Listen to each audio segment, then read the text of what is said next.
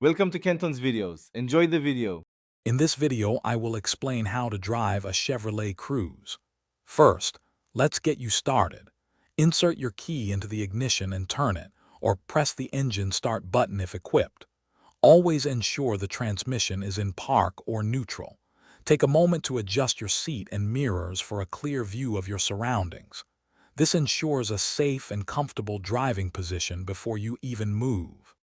Now that you're ready to go, shift the gear selector into drive.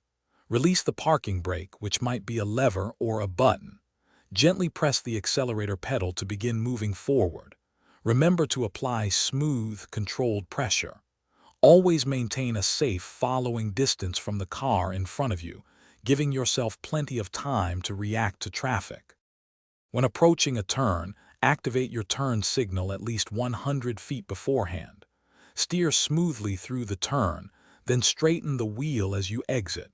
For braking, apply steady, gradual pressure to the brake pedal to slow down or stop.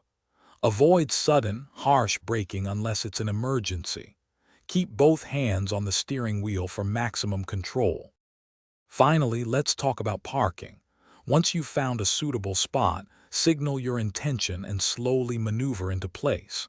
After parking, shift the transmission into park and engage the parking brake for added security.